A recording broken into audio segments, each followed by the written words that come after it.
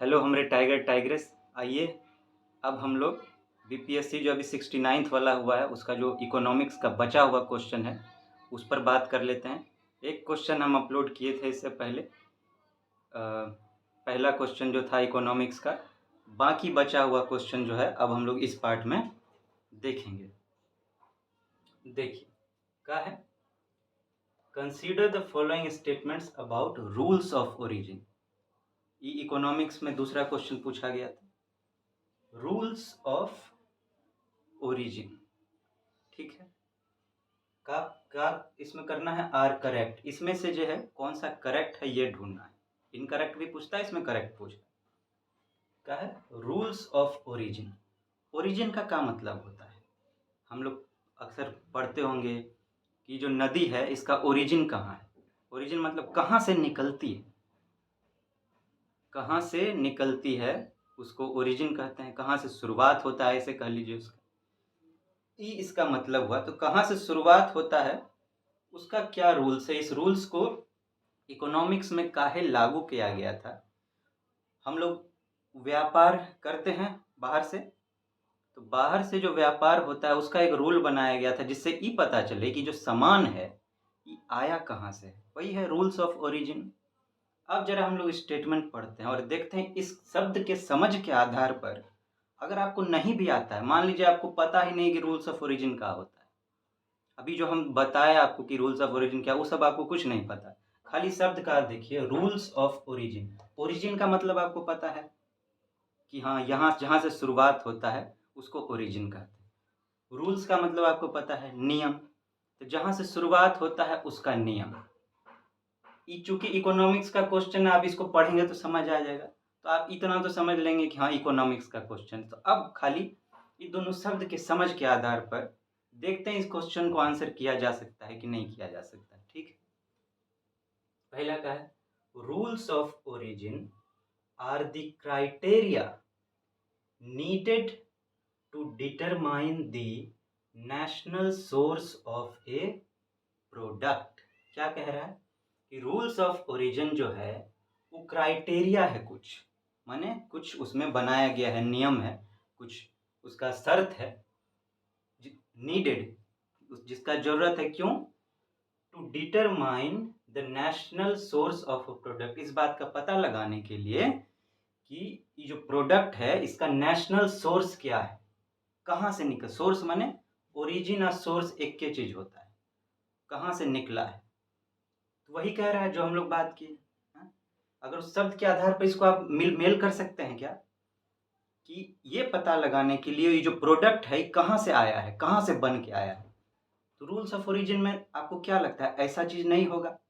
आप अंदाज लगाइए, आप अगर बनाएंगे अपना कंपनी बनाएंगे और उसमें अगर आपको ये पता करना हो कि मेरा किस किस कंपनी से व्यापार चल रहा है, आप अगर रूल्स ऑफ ओरिजिन बनाएंगे तो क्यों बनाएंगे, इसीलिए ना कि ये जो मेरे कंपनी में प्रोडक्ट आया है कहाँ से आया है इसका हमको पता लग सके।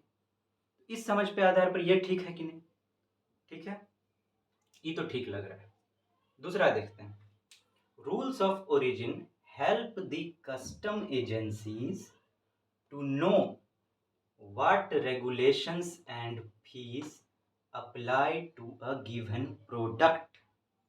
क्या कह रहा है कि रूल्स ऑफ ओरिजिन किस चीज में मदद करता है, कस्टम एजेंसीज को मदद करता है। कस्टम एजेंसी क्या होता है, हम लोग जो एक्सपोर्ट इंपोर्ट करते हैं, तो जो हम लोग का बंदरगाह होता है समुद्र के किनारे, इसको पोर्ट कहते हैं। तो वहाँ पर जो हमारा ऑथराइज्ड आदमी सब होता है, माने जो भी ऑफिसर सब रहता है और उसका जो एजेंसी रहता है उसको कहते हैं कस्टम एजेंसी। कस्टम ड्यूटी एक होता है, हम जो एक्सपोर्ट करते हैं जो इंपोर्ट करते हैं उस पर जो चार्ज सरकार लगाती है, टैक्स लगाती है, उसको कस्टम ड्यूटी कहते हैं। तो उसका जो देख रेख कहता है उसको कस्टम एजेंसी कहते हैं। तो कह रहा है रूल्स ऑफ ओरिजिन मदद करता है कस्टम एजेंसी को टू नो, ये जानने के लिए कि what regulations and fees apply to a given product, कि जो प्रोडक्ट वहां पे आया है उस पर क्या नियम कानून लागू होगा और कितना फीस उस पर लगेगा, ये जानने में रूल्स ऑफ ओरिजिन मदद करता है। आप बताइए, आप चार कंपनी से डील करते हैं, या इंडिया मान लीजिए, छोड़िए हम अपना बात है, इंडिया के कॉन्टेक्स्ट में बात हो रहा है वही बात करते हैं। इंडिया बहुत सारे देश से करता है व्यापार, तो कुछ देश ऐसा है जिससे भारत को ज़्यादा लगाव है और कुछ देश ऐसा है जिससे कम लगाव है कि नहीं है? अगर अमेरिका और चीन को एक तरफ रख दें, ठीक है, या अमेरिका पाकिस्तान को एक तरफ रख दें, या क्या कहिए बांग्लादेश पाकिस्तान को एक जगह पे रख दें, डायरेक्ट बात कर, आप कहिए बांग्लादेश से हम लोग को लगाव है, पाकिस्तान से कुछ खास लगाव है नहीं तो आप कहिए बांग्लादेश से अगर हम सामान मंगाएंगे तो उस पर हम ज़्यादा टैक्स चार्ज करेंगे कि पाकिस्तान से जो मंगाएंगे तो उस पर हम ज़्यादा टैक्स चार्ज करेंगे, या ये कहिए कि दोनों को बराबरी दे देंगे? ऐसा तो नहीं करेंगे। जिससे हमको ज़्यादा लगाव है, जिससे ज़्यादा अथी हो, आपका दो दोस्त है, एक दोस्त है जो आपका जिगरी दोस्त है और एक आपका दोस्त जिससे बस हाय हेलो होता है, कछु खास लगाव नहीं है। आपका अगर जो जिगरी दोस्त है वो आपसे मदद मांगेगा तो आप किस लेवल पे मदद कीजिएगा? आप तो हर हद पार कर सकते हैं। लेकिन अगर जो आपका दुश्मन टाइप है या फिर क्या कहते हैं जिससे आपको कुछ खास लगाव है, वो आपका मदद करेगा तो आप तो इनकार भी कर सकते हैं। तो इसका मतलब हुआ कि जो आप रूल बनाइएगा तो अलग अलग देशों के लिए अलग अलग होगा, एक ही जैसा तो सब देश नहीं होगा, काहे कि सबके साथ हमारा एक जैसा संबंध नहीं है। तो उस आधार पर जो रूल्स ऑफ ओरिजिन हमको मदद करेगा कि नहीं, कि कहाँ से आए हुए प्रोडक्ट पर हम कैसा नियम लगाएं और कैसा फीस लगाएं, मदद करेगा कि नहीं करेगा? करेगा ना, काहे कि सबका अलग अलग होगा। तो उस कैसे पता चलेगा? उसी से ना पता चलेगा कि ये सामान आया कहाँ से है, अमेरिका से आया है, चाइना से आया है, पाकिस्तान से आया है कि रूस से आया है। पता चलेगा तभी तो हम कहेंगे नहीं तुम पे इतना चार्ज लगेगा। तो रूल्स ऑफ ओरिजिन इसमें तो मदद करेगा, करेगा। तो ये भी सही हो जाता है हमारा, ये भी सही। These are used for the purpose of trade statistics। क्यों इसका उपयोग किया जाता है, क्या कारण है, इसका पर्पस क्या है? ट्रेड स्टैटिस्टिक्स के लिए। ट्रेड तो आप समझिएगा व्यापार, स्टैटिस्टिक्स भी आप समझते होंगे कि डेटा तैयार करने के लिए। अरे तो भैया रूल्स ऑफ ओरिजिन में क्या होता है, कहाँ से सामान कितना आया है, कहाँ से कितना आया है, यही तो पता चलता है ना।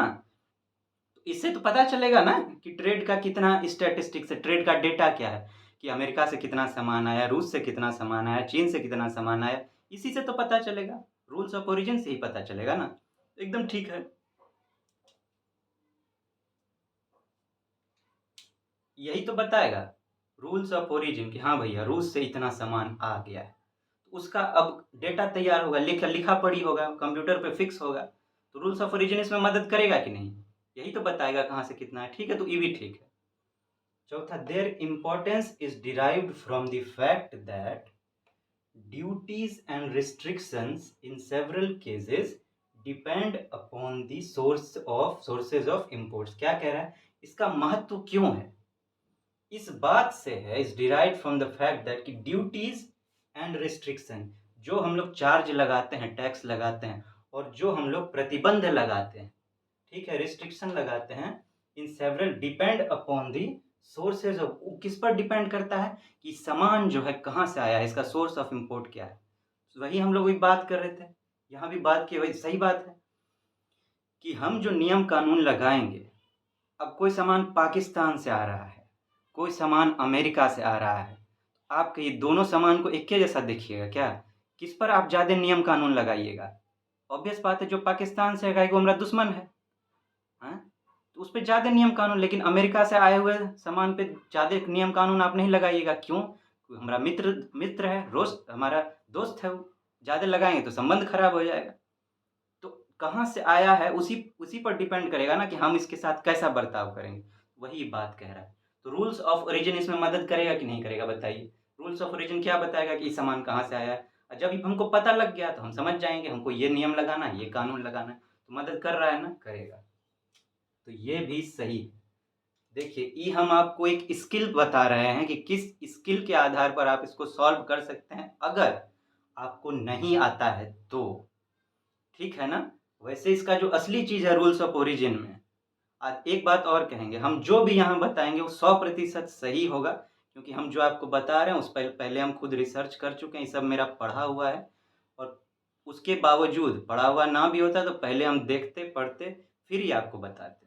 तो यहाँ पे पूरा ऑथेंटिक होगा।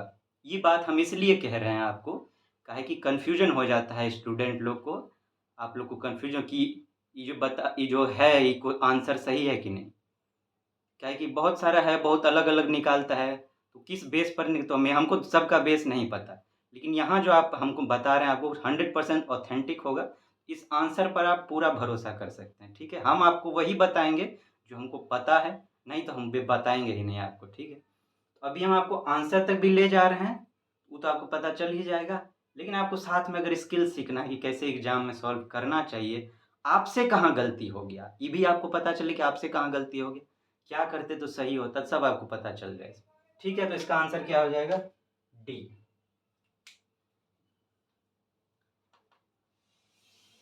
ई हो गया। चलिए,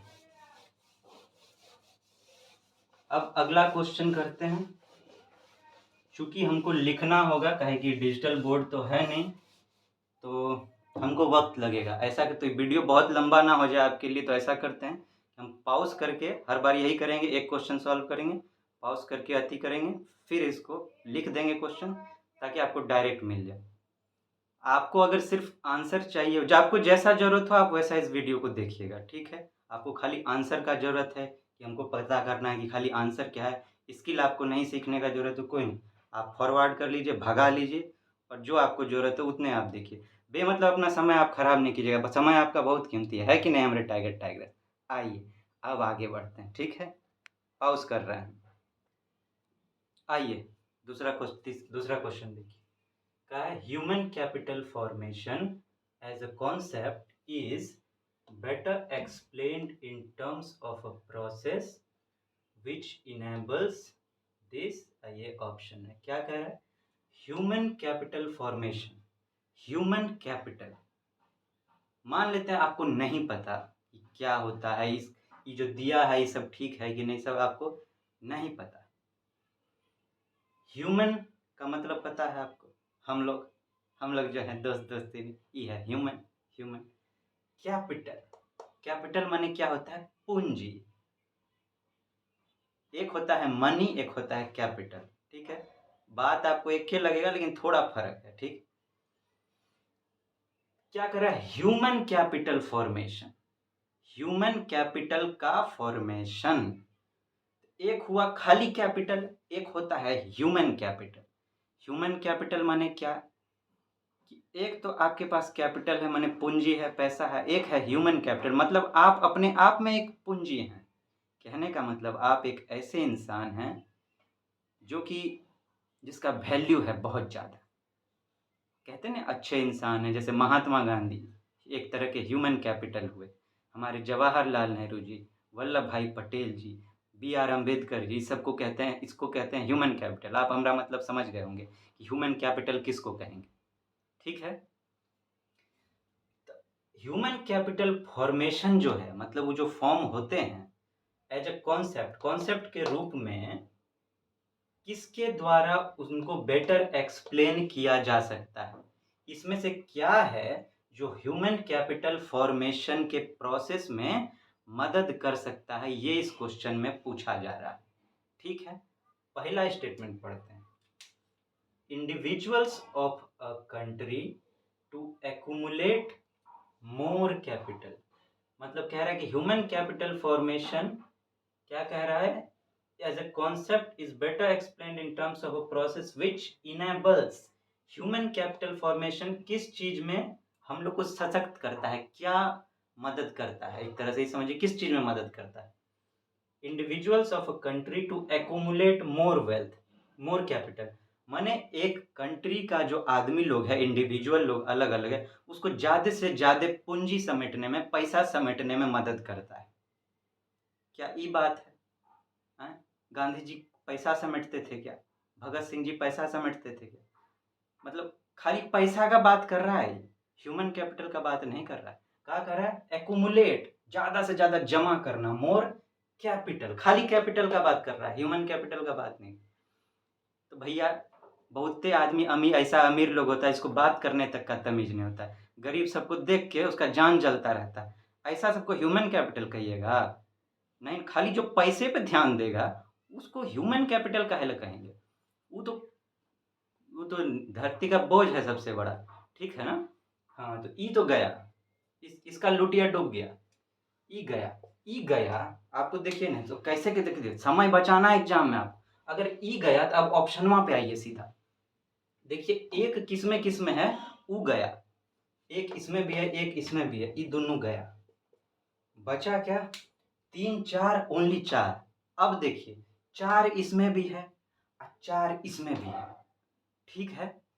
तो 4 तो होबे करेगा, 4 तो एकदम होबे करेगा, ठीक है, काहे कि दोनों में अब 3 बच जाता है तो हमको खाली 3 पढ़ना है, ठीक है। नहीं, अब जब, अरे बचवा ये तो लाइनों कट गया से, धुत तेरी, कोई नहीं, हम लोग को दिखाई दे रहा है, हम लोग क्लास कंटिन्यू करेंगे, लाइन को गोली मारिए।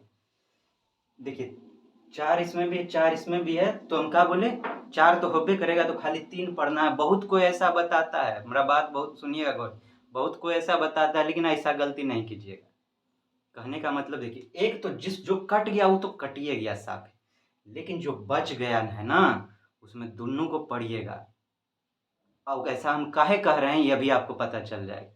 आइए 3 पढ़ते हैं और 4 दोनों पढ़ते हैं। 3 है क्या, इंक्रीजिंग द स्किल लेवल्स, ठीक है। इंक्रीजिंग द स्किल लेवल मतलब आपका जो स्किल क्षमता है, काम करने का क्षमता जो है आपका, उसको बढ़ाता है। ये तो सही बात है। एक आप हम लोग का मानव पूंजी, आप अपने आप में एक पूंजी है, मतलब आप वैल्यूएबल इंसान हैं। आप वैल्यूएबल इंसान कब बनते हैं, जब आपको कुछ आता है स्पेशल, कोई क्षमता है आप में कोई क्षमता है, गुण है। महात्मा गांधी में क्या क्षमता था, लोगों को एकजुट रखने का क्षमता है, लोगों का नेतृत्व करने का क्षमता था। कोई क्षमता अगर आपका बढ़ता है, जैसे आपका कार्य करने का क्षमता बढ़ता है, आपका पढ़ने का क्षमता अगर बढ़ जाए, आप 4 घंटा पढ़ पा रहे थे लेकिन खूब मेहनत की, अब आप अपने आप को 8 घंटा पढ़ने के लायक बना दिए हैं और बना लिए हैं।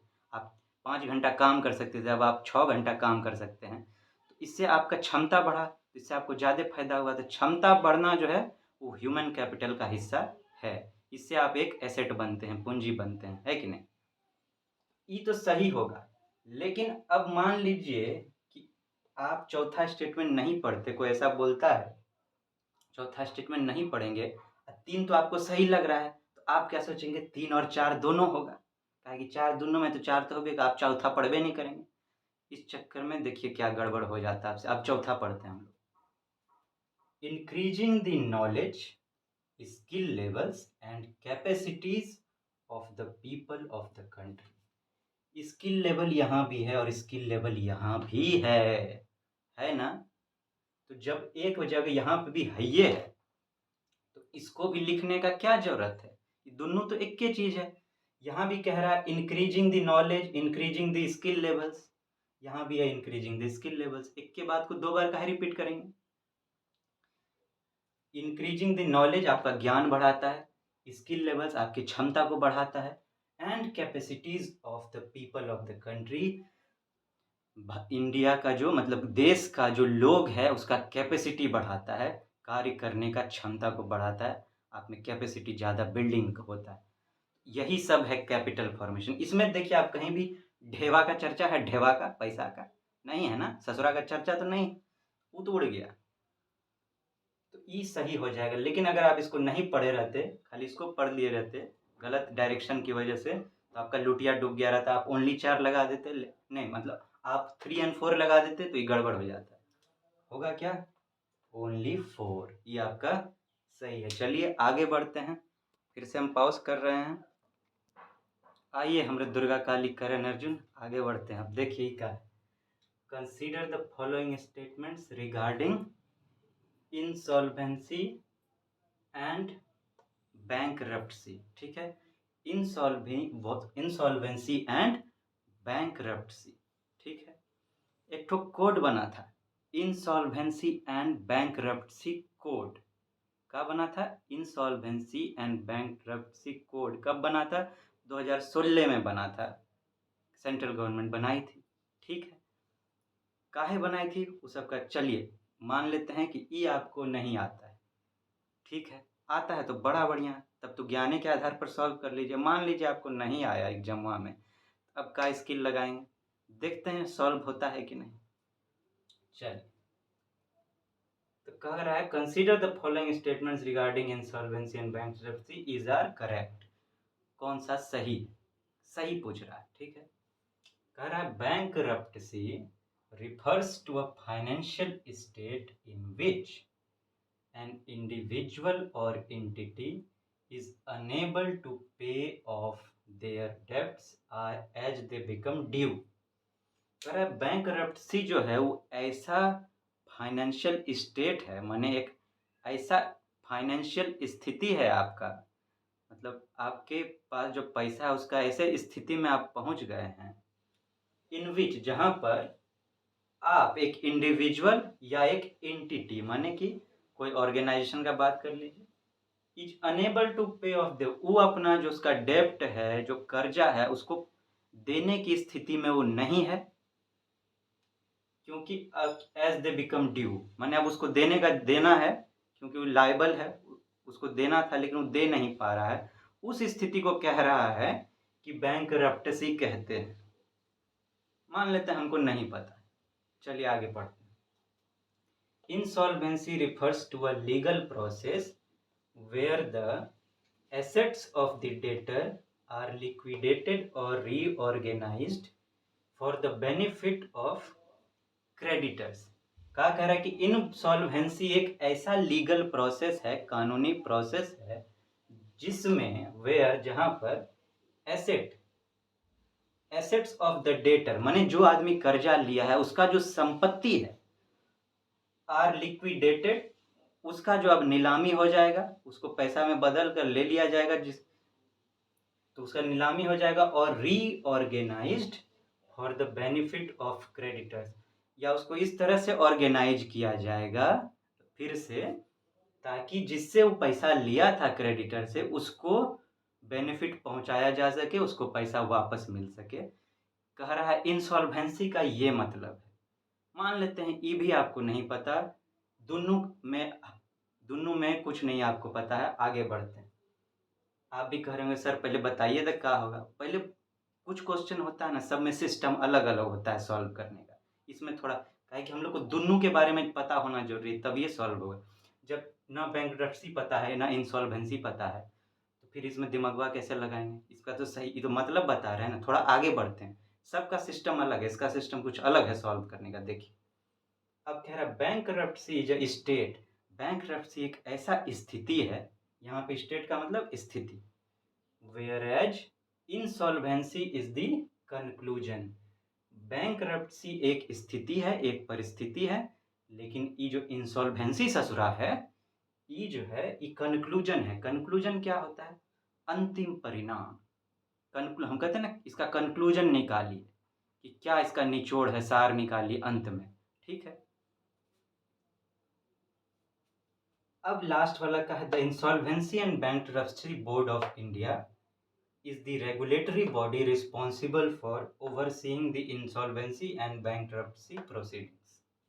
ठीक है कि इंसॉल्वेंसी एंड बैंकरप्सी बोर्ड जो है इंडिया का, वो ये जो रेगुलेटरी बॉडी है, इसको देखने के लिए, किस चीज़ के लिए, कि इंसॉल्वेंसी और बैंकरप्सी का जो प्रोसीडिंग सब है वो कैसे हो, उसको देखने के लिए, ठीक है।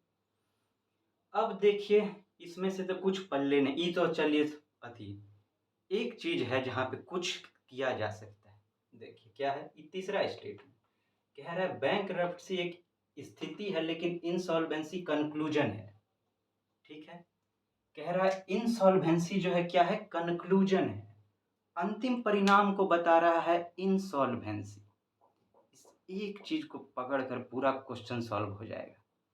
ये इंसॉल्वेंसी को अंतिम परिणाम बता रहा है, इसका नाम क्या है, यहाँ पे क्या है, रिगार्डिंग इंसॉल्वेंसी एंड बैंकरप्टेसी। हम आपको क्या बताए थे, भारत सरकार क्या कोड बनाई थी, इंसॉल्वेंसी एंड बैंकरप्टेसी कोड। जब भारत सरकार कोई नाम देती है ना, या चलिए आपका नाम अगर आप रखेंगे तो एक होता है, जैसे किसी का नाम हो, मान लीजिए मिश्रा जी टाइटल है, ठीक है। जैसे कपिल शर्मा है तो कपिल शर्मा नाम है, पहले नाम मेन चीज, फिर टाइटल लगाए। कि ऐसे लिखेगा शर्मा कपिल, है उल्टा लिखेगा क्या, शर्मा कपिल, देव कपिल, है क्या कहते हैं, उसके बाद शर्मा रोहित, तेंदुलकर सचिन, बच्चन अमिताभ, कैसा लगेगा सुनने में? तो सरकार जब कोई चीज़ बनाती है, कोई नाम रखती है, तो जिस चीज़ को पहले घटना होता है, उस चीज़ को पहले रखती है और जिस चीज़ को बाद में घटना होता है, उस चीज़ को बाद में रखा जाता है। आप इसकी इन सब का नाम देखिए, make in India, India in make नहीं होता है, ठीक है? जानते होंगे। तो कोई भी चीज़ का अगर नाम पड़ता है, तो कैसे पड़ता है? प्रोसेस बाय प्रोसेस, मतलब पहले क्या होने वाला है, फिर क्या होने वाला है। एक होता है कॉन्स्टिट्यूशनल एक्ट, एक होता है कॉन्स्टिट्यूशनल अमेंडमेंट एक्ट। माने पहले से कॉन्स्टिट्यूशन था, उसमें अमेंडमेंट हुआ, तो अमेंडमेंट को बाद में रखा गया। इसको ऐसे तो नहीं लिखेगा ना कि अमेंडमेंट कॉन्स्टिट्यूशन एक्ट। मेरा कहने का मतलब आप समझ गए होंगे कि हम क्या कहना चाह रहे हैं, कि जब भी कोई नाम धराता है, तो जो चीज़ पहले घटना होता है, उसका नाम पहले आता है, जो चीज़ बाद में घटना होता है, चीज़ बाद में होता है। इसका मतलब इंसॉल्वेंसी एंड बैंकरप्सी का जब बात होगा, तो इंसॉल्वेंसी का घटना जो है वो पहले घटेगा और बैंकरप्सी का घटना जो है वो बाद में घटेगा, ठीक है? उस आधार पर कह रहा है कि इंसॉल्वेंसी इज द कंक्लूजन, कि कह रहा है इंसॉल्वेंसी अंतिम परिणाम है, ये गलत है। इंसॉल्वेंसी अंतिम परिणाम नहीं हो सकता, तो अंतिम परिणाम क्या होगा? बैंकरप्सी अंतिम परिणाम होगा। ई स्टेटमेंट तो गया, अगर ई स्टेटमेंट गया तो ई गया और ई गया, क्योंकि इस दोनों में 3 है, दोनों में 3 है। अब बचता है ओनली 4 एंड ओनली 1 एंड 2। अब उसके लिए हमको जरूरी होगा या तो हम 4 जाने या इसमें ई दोनों को जाने। अगर इसमें से एक को जान गए तो बात बन जाएगा, एक को जान गए तो बात बन जाएगा। इंसॉल्वेंसी एंड बैंकरप्सी का क्या मतलब है? इंसॉल्वेंसी का मतलब होता है दिवालिया निकल जाना, ठीक है? वो भी चलिए हम लोग को नहीं पता कि दिवालिया निकलना क्या होता है, या कुछ भी नहीं पता। अब जरा फिर से इसको पढ़ते हैं। Bankruptcy refers to a financial state, कह रहा है बैंकरप्सी एक ऐसा स्थिति है, ठीक है, इन विच एक इंसान या फिर ऑर्गेनाइजेशन एंटिटी अपना कर्जा नहीं चुका पाता है। एक ही, और इंसॉल्वेंसी का कहा दिया है कि इंसॉल्वेंसी एक ऐसा प्रोसेस है कि जो कर्जा नहीं चुकाया उसका संपत्ति को बेचकर जिससे वो कर्जा लिया था उसको चुकाया जाता है। तो आप एक ये बात बताइए हमको कि पहले आप इस स्थिति में पहुंचिएगा कि कर्जा नहीं चुका पा रहे हैं आप, कि पहले इसी स्थिति में पहुंच जाइएगा कि आपका डायरेक्ट नीलाम हो जाएगा, हैं? आप ये बताइए कि अगर पहले जिससे आप कर्जा लिए हैं वो डायरेक्ट आपका संपत्ति नीलाम कर देगा क्या? कि पहले उसको पता लगना चाहिए कि आप ऐसा स्थिति में आ गए हैं कि आप कर्जा नहीं दे सकते हैं। तो जब आप कर्जा देने से मुकर जाइएगा तब ना आपका संपत्ति बेचेगा।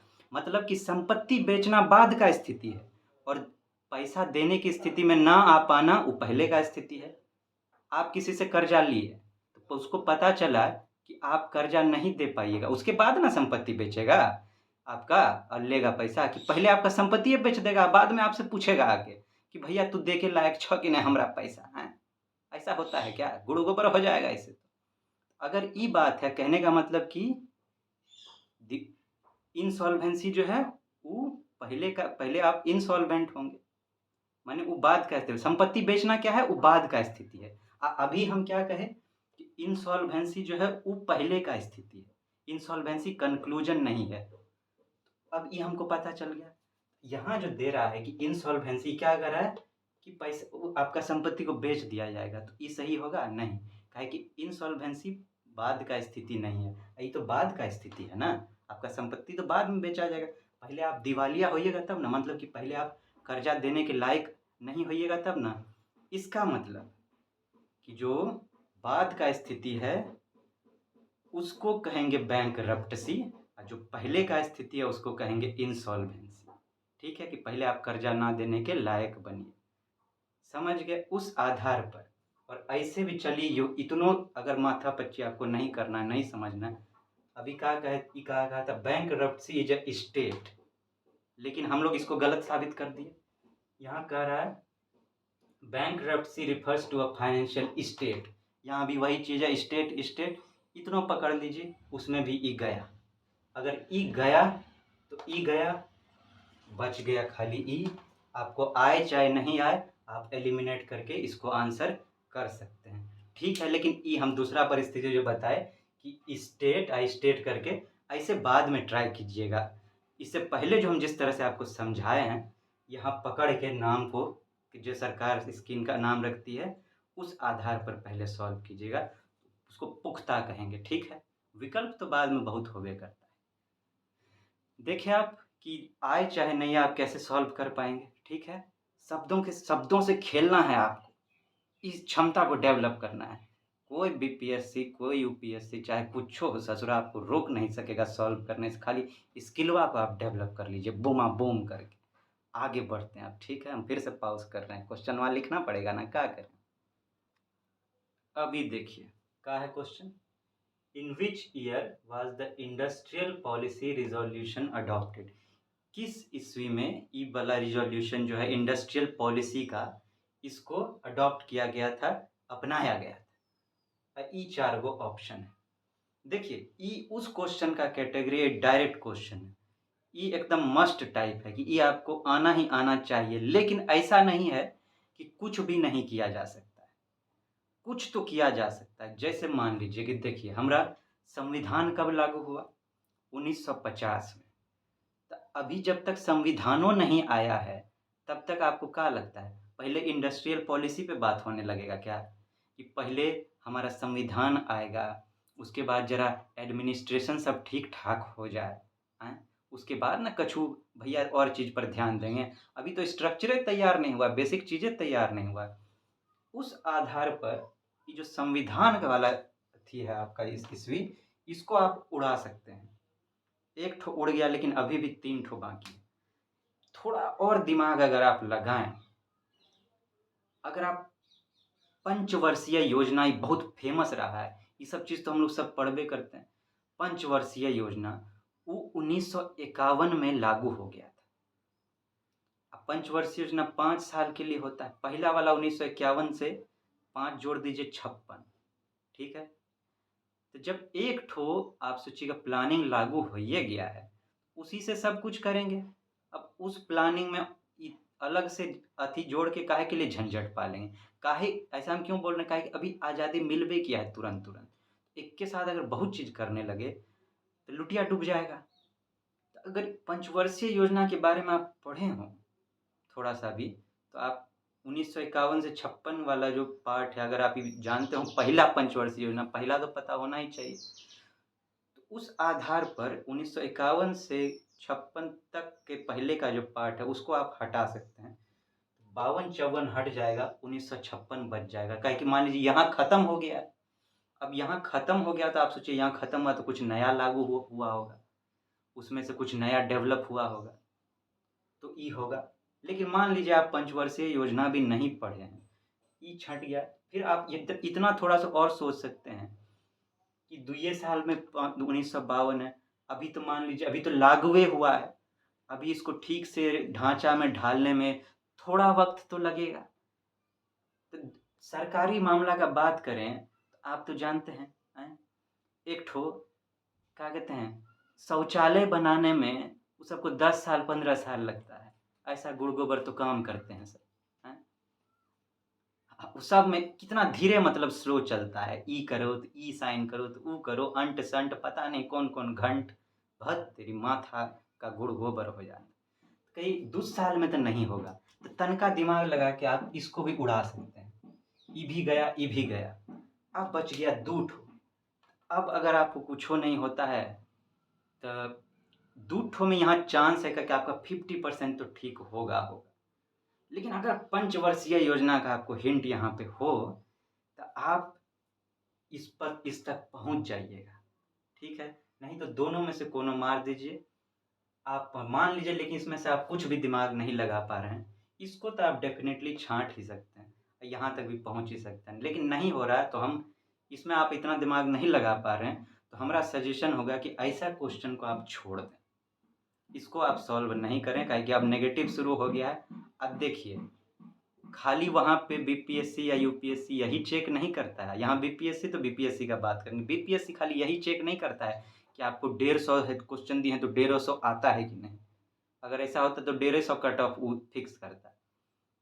वो ये भी जैसे चेक करना चाहता है कि आपको छोड़ने का कला आता है कि नहीं, कि खाली आप बनाने में भरोसा रखते हैं, कि खाली आप ढेवे में भरोसा रखते हैं कि कभी-कभी ढेवा देने में भी भरोसा रखते हैं।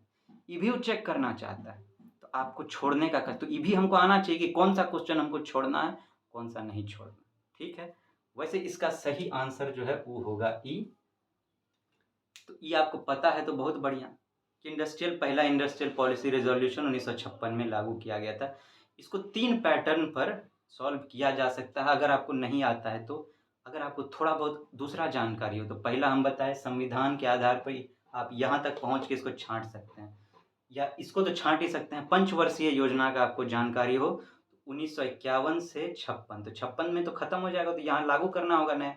इस 56 से पहले का आप सारा छाँट सकते हैं तो उसमें से भी गया। प्लस आप जानते होंगे कि हमारा जो राज्य सब है 1956 में स्टेट्स रीऑर्गेनाइजेशन कमीशन बनाया गया था जिससे कि सभी राज्य को ठीक से बांटा गया था, ठीक से उसको स्थापित किया गया था, नाम वाम सब ठीक ढंग से उसको बाउंड्री तैयार किया गया था। तो आप बताइए जब यही सब चीज़ नहीं हुआ रहेगा, अभी तो बाउंड्री तैयार नहीं हुआ ठीक से, पहले क्या यही उद्योगे लगाने लगेंगे? पहले ये सब काम करेंगे तब ना उसके जब स्ट्रक्चर तैयार होगा तब तो ये सब काम होगा। तो वो भी अगर आपको पता हो, वो तो 1956 में बना था, उस आधार पे भी आप कहेंगे उस समय बन गया होगा, तो उस समय इसको लागू किए होंगे काहे कि अब तो बन गया। तो अब तो भैया उसको डेवलप करने का ज़रूरत है।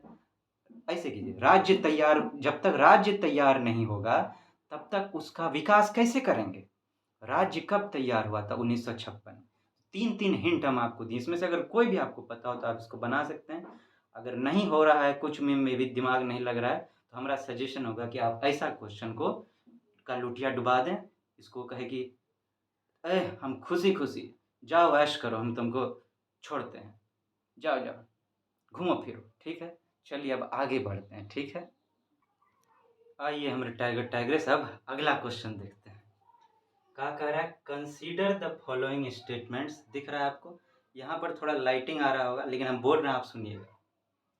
Consider the following statements about the production linked incentive scheme PLI scheme. इस पर पूछा गया था कि प्रोडक्शन लिंक्ड इंसेंटिव स्कीम के बारे में ये सब पूछा गया था। क्या पूछ रहा है? आर इनकरेक्ट, इसमें से गलत कौन सा है?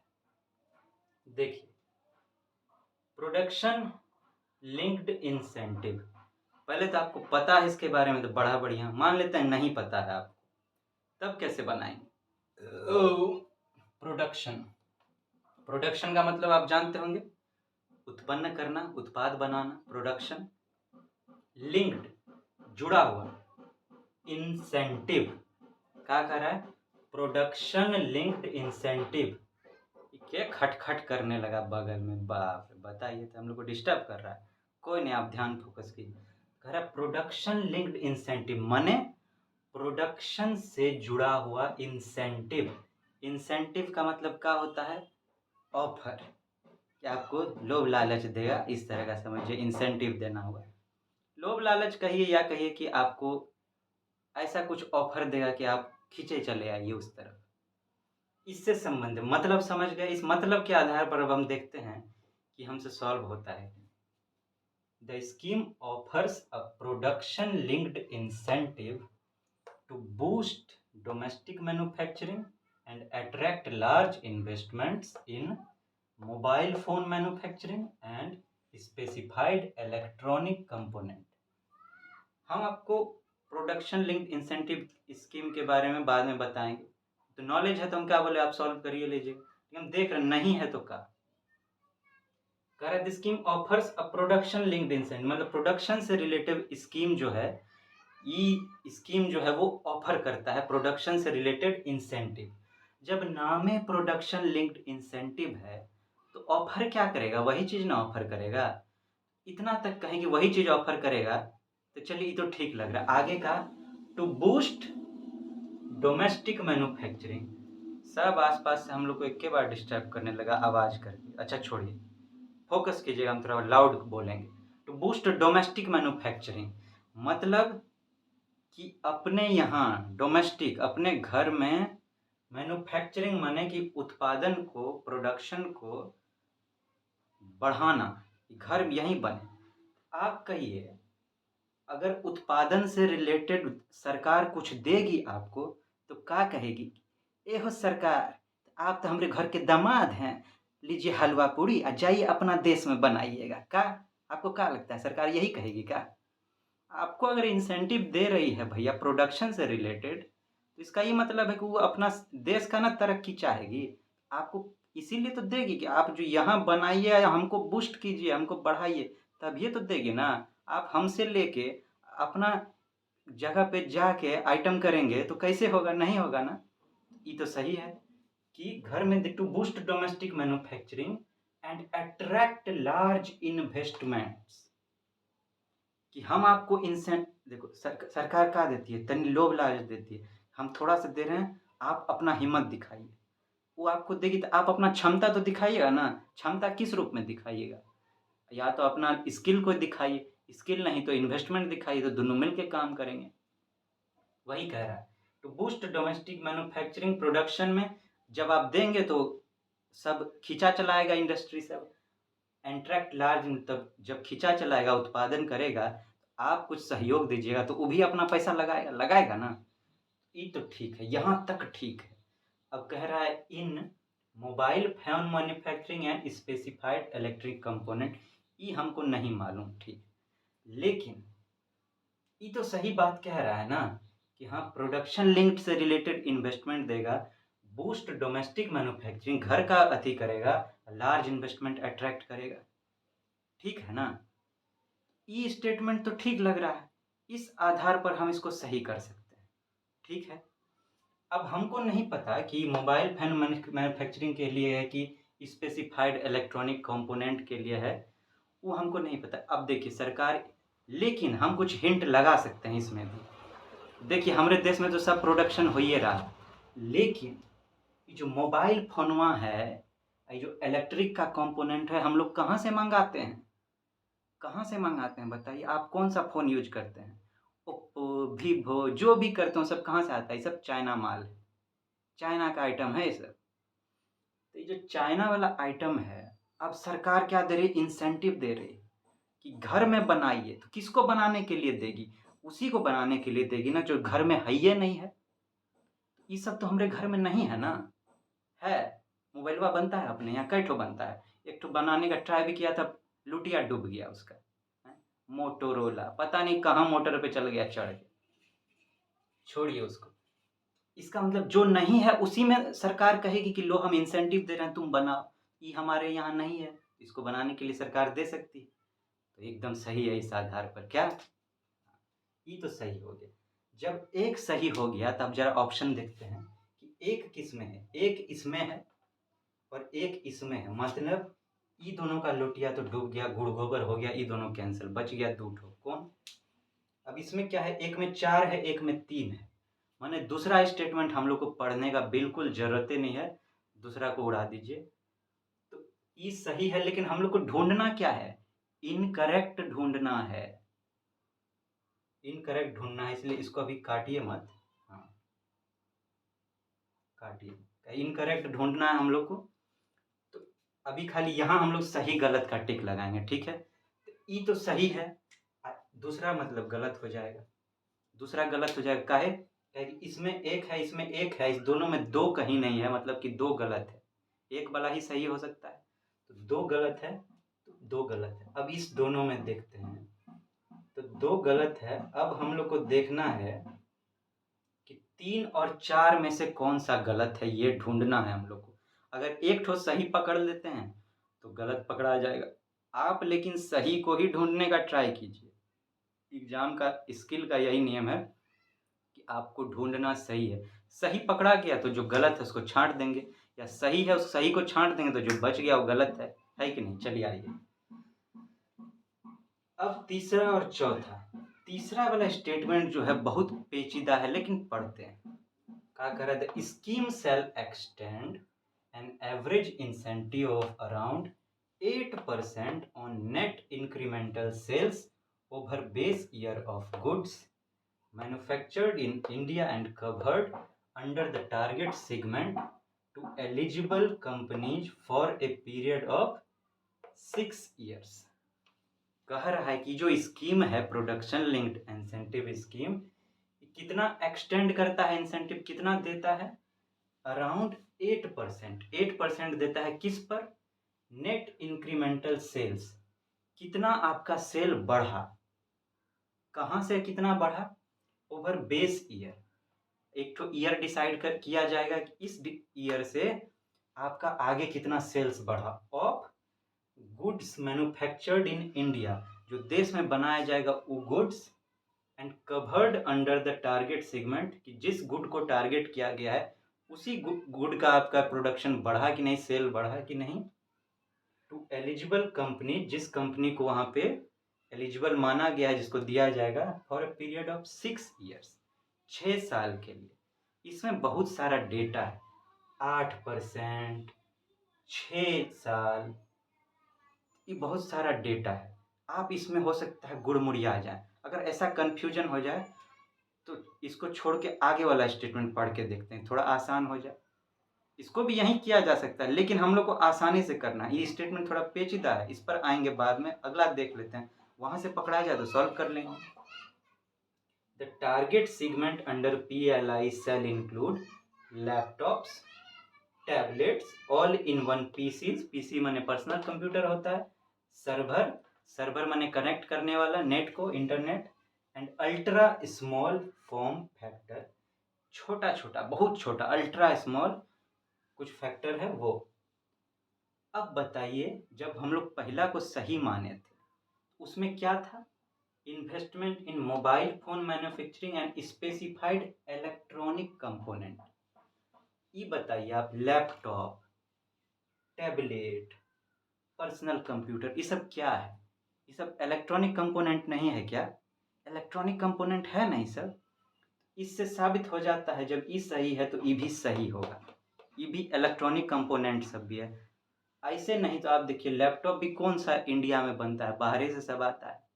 अगर ये सब उतना नहीं पता, लेकिन लैपटॉप और टैबलेट तो हम लोग सुनबे किए हैं सब, है कि नहीं। ऐसे ऐसे टिप टाप चिट चैट जो करते हैं डार्लिंग सब के साथ, गर्लफ्रेंड सब के साथ हम लोग आपस में, हैं, रात रात भर लगे रहते हैं, उसमें क्या होता है, यही सब का मदद लेके करते हैं, लैपटॉप पे, टैबलेट पे। इसके बारे में तो सबको पता ही रहता है। तो चलिए छोड़िए वो सब बात। तो लैपटॉप ठीक है, तो ये भी तो बाहर से मंगाए, तो इसमें तो PLI मिलेगा ही मिलेगा। ये दोनों सही है, पहला दूसरा चौथा दोनों सही है। पहला चौथा जब सही हो गया तो मतलब कि अब क्या बच गया, ई गलत हो जाएगा। हम लोग को ढूंढना क्या है, दो इनकरेक्ट, गलत कौन सा है, 2 और 3 गलत है, तो जिसमें 2 और 3 होगा वो स्टेटमेंट सही हो जाएगा। लेकिन मान लीजिए हम कौन सा छोड़ दिए थे, ये वाला।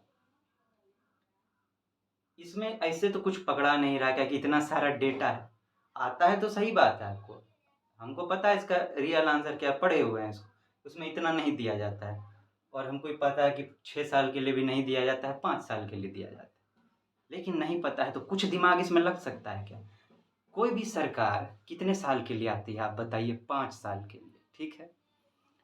तो वो कुछ ऐसा ऑफर देगी जो 5 साल के बाद चला जाए, अगर छोटा कोई स्कीम हो तो वो कहेगी अगला बार आएंगे कि नहीं आएंगे, ऐसे हम लोग सोच सकते हैं, अगला बार आएंगे कि नहीं आएंगे, हैं, तो हम काहे के लिए उससे आगे बढ़ा के दें भैया, उतने देने का ट्राई करते हैं। उस आधार पर मैं भी इसको, लेकिन इस आधार पर ना जाके बेट, अगर मान लीजिए कुछ इससे बेहतर पकड़ा जाता है, उस आधार पर सॉल्व करना। स्किल का भी अलग अलग लेवल है, तो जो लेवल ज़्यादा बेस्ट हो उसका इस्तेमाल करेंगे।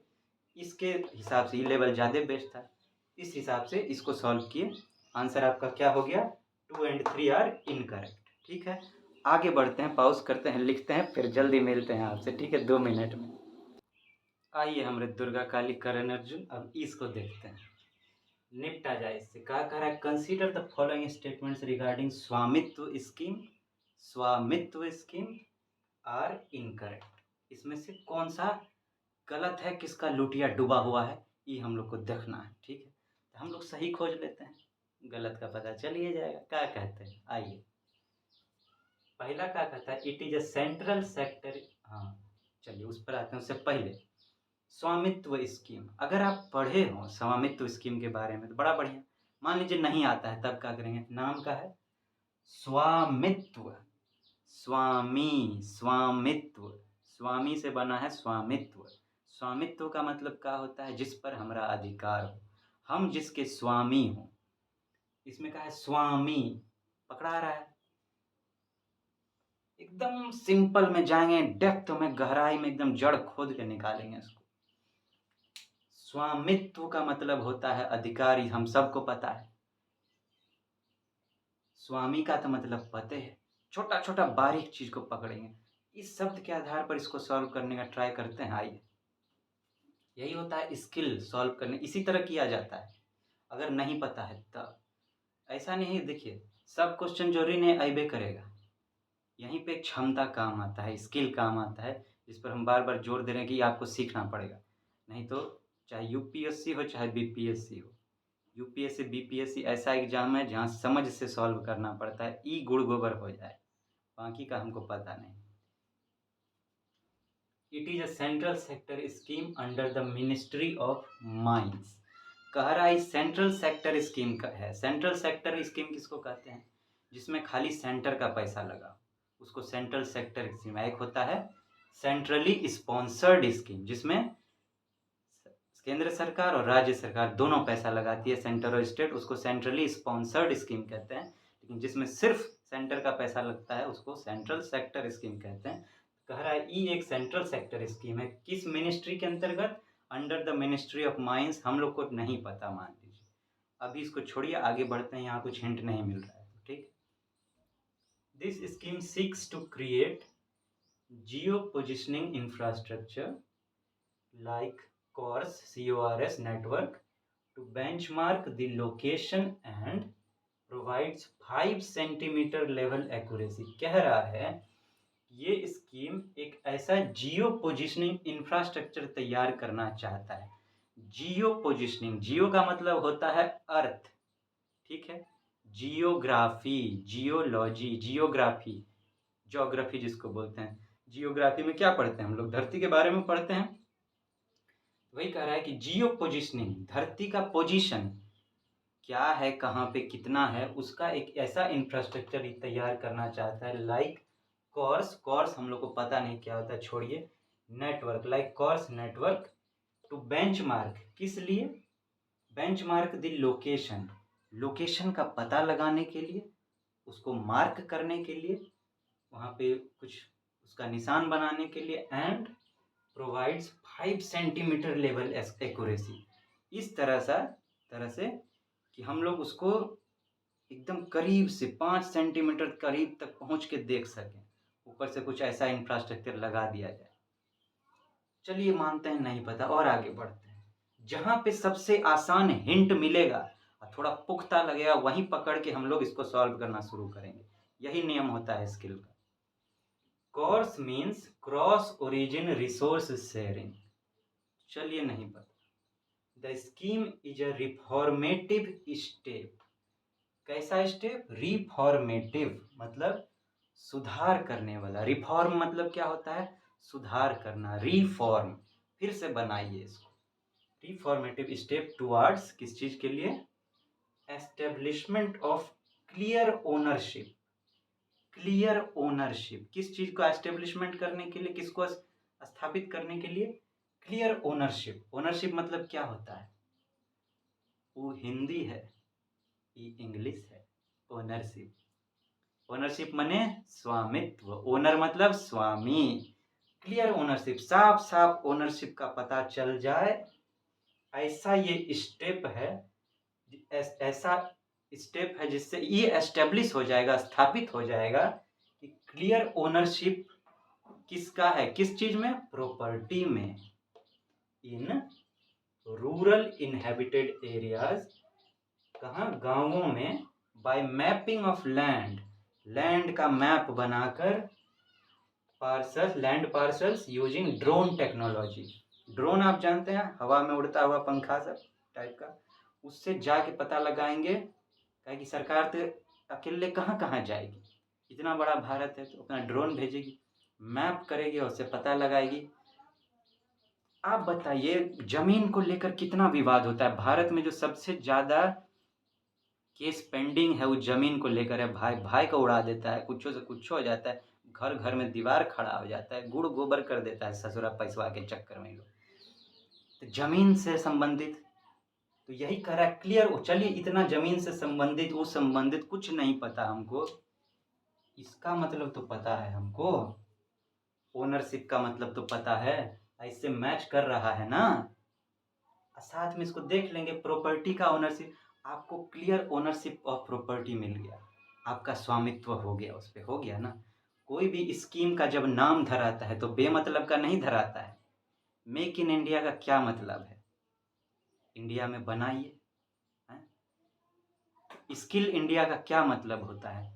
स्किल डेवलप कीजिए। सब में कोई भी आप स्कीम का नाम लीजिए, उसका उससे संबंधित होगा कुछ, तभी तो। अभी हम लोग प्रोडक्शन लिंक्ड इंसेंटिव पर स्कीम पर बात किए, वो किससे संबंधित था? प्रोडक्शन से संबंधित था कि नहीं?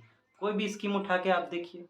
वोमेन्स रिजर्वेशन बिल अभी पास हो गया, वो किससे संबंधित था? वोमेन रिजर्वेशन से संबंधित था कि मैन रिजर्वेशन से संबंधित था ना? वोमेन रिजर्वेशन से संबंधित। तो जो करना होता है वैसा ही नाम धर। तो स्वामी बनाना है आपको। खुश हो जाएंगे हमरे दुर्गा काली करण अर्जुन आप लोग, अरे हम लोग स्वामी बनने वाले, स्वामी बना डाला।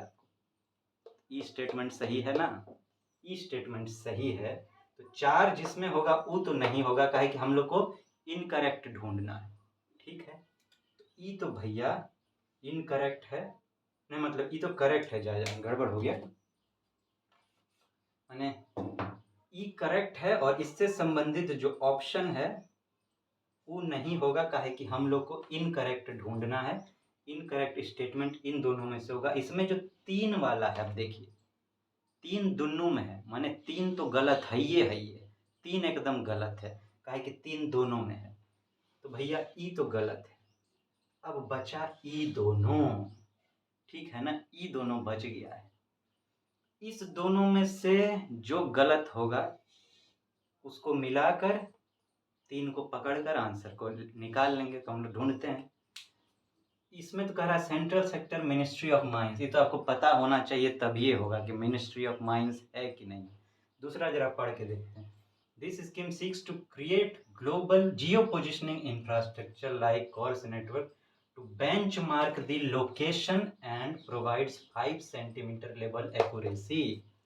यहाँ पर क्या बात कर रहा था? मैपिंग ऑफ लैंड का बात कर रहा था, कर रहा है ना, यूजिंग ड्रोन टेक्नोलॉजी। प्रॉपर्टी का यहाँ पे क्या बात कर रहा है? Benchmark the location. अरे भैया, जगह का पता होगा आपको, तभी तो आप उस पे किसी का अधिकार, किसी को उसका स्वामी बनाइएगा ना। तो लोकेशन को पता लगाना एकदम एक्यूरेसी के साथ कि भैया ये है किसका, पकड़ के एकदम पूरा देखना, तभी तो आप किसी को स्वामी बनाइएगा। नहीं एकदम 1-1 सेंटीमीटर नाप के कि भैया हाँ हाँ वो हम देख लिए, वो तुमरा है ना, हाँ जाओ वो तुम ले लो, वहाँ वो तुमरा है ना, हाँ जाओ तुम ले लो। दूरे से हाथ हिला दिए, आपको भी पिछवाड़ा में डंगा के देगा कसिया, तू हो निकला ही यहाँ से। एकदम ऐसा नहीं कर सकते। आप देखते हैं इंजीनियर सब जो आता है टेप नीचे ले के 1-1 फीट नाप के करता है भैया, कि ससुरा दूसरे की जमीनवा में नहीं घुस जाए तो बड़का विवाद खड़ा हो जाएगा। तो ये वही बात कर रहा है लोकेशन बनाने का, को नापने का, जियो पोजिशनिंग का, कि धरती में कौन सा जगह है भैया, पोजीशन है उसका, तभी तो उसको स्वामी बनाएंगे उसका। ई भी सही हो जाएगा, ई गलत है, माने कि 3 और 1 जिसमें होगा वो आपका सही आंसर हो जाएगा। डम डमाडम डन डनाडन डन, दिस क्वेश्चन इज डन, डन डनाडन डन डनाडन डन का। अब देखिए, हम लोग को बात करते करते 1 घंटा हो गया है, बहुत हो गया है। अब ज़्यादा करेंगे तो आपके माथवा पे लोडिंग बहुत बढ़ जाएगा। ऐसा करते हैं कि इसमें जो बचा हुआ क्वेश्चन सब है इकोनॉमिक्स का, उसको किसी और वीडियो में देख लेंगे। ठीक है, हम सोचे थे 2 पार्ट में ख़त्म कर देंगे। पहला ट्रेलर दिखाए थे आपको, हम सोचे थे इसमें पूरा पिक्चर दिखा देंगे, लेकिन पिक्चर जो है अभी आधे समाप्त हुआ है, आधा से थोड़ा ज़्यादा समाप्त हो गया। तो जो बचा कुचा होगा 4-5 तो उसको इंटरवल के बाद देखते हैं। ठीक है ना? तो अभी इंटरवल लेते हैं। आप भी हमारे गोलगप्पा जलेबी जाके थोड़ा गोलगप्पा जलेबी टी कॉफ़ी मारिए, हम भी थोड़ा सा पानी वानी पी लेते हैं, पक्का जल्दी मिलते हैं आपसे, फिर ध्यान रखिएगा अपना। टाटा गुड बाय कर रहे हैं।